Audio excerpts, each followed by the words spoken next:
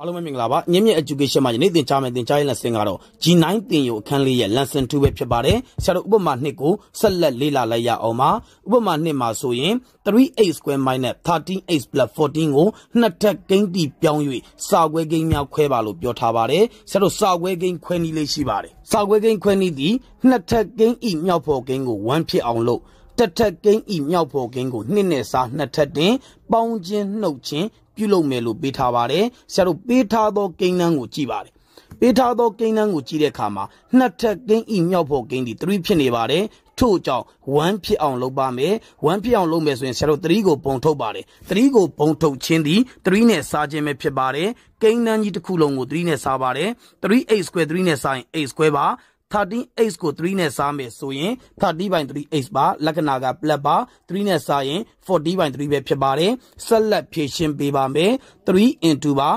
x square minus 30/x ပါတစ်ထပ်ကိန်းဤမြောက်ဖို့ကိန်းကို2နဲ့စားပါတယ်2နဲ့စားတဲ့အခါမှာပြောင်းပြန်လိုက်ရင်ဆရာတို့30/10ပဲဖြစ်ပါတယ်ပေါင်းခြင်းနှုတ်ခြင်းပြုလုပ်ပါမယ်ပေါင်းခြင်းဒီဆရာတို့နှစ်ထပ်တစ်ထပ်ရဲ့နောက်ကပေါင်းခြင်းပါထို့ကြောင့်2နဲ့စားနှစ်ထပ်တင်ပါတယ်လက္ခဏာက plus ပါ constant ဒီ40/3ပါလက္ခဏာက minus ပါ30/6 the whole square ပဲဖြစ်ပါတယ်ဆက်လက်ဖြည့်ရှင်းပေးပါမယ်ရှေ့ကိန်းနှစ်ထပ်ရှင်းနောက်မြောက်ခြင်းရဲ့နှစ်ဆနောက်ကိန်းနှစ်ထပ်ဖြစ်သွားသည့်အတွက် purpose square နှစ်ထပ်ကိန်းဒီပြောင်းပါမယ်ရှေ့ကိန်းဒီ x ပါဒုတိယလက္ခဏာဒီ minus ပါနောက်ကိန်းဒီ30/10ပဲဖြစ်ပါတယ် perfect square ဖြစ်သည့်အတွက် the whole square ပါလက္ခဏာက plus ပါပိုင်းခြေကိုဆရာတို့36ပြုလုပ်ပါမယ်ပိုင်းခြေကိုထွင်းနေမြောက်ရင်ပိုင်းဝေကိုလည်းထွင်းနေမြောက်ပါတယ်ရရှိလာသောတန်ဖိုးသည်168/36ပါလက္ခဏာက minus ပါ73နှစ်ထပ်သည်169ပါ6နှစ်ထပ်သည်36ပဲဖြစ်ပါတယ်ဆက်လက်ဖြည့်ရှင်းပေးပါမယ်3 into ပါ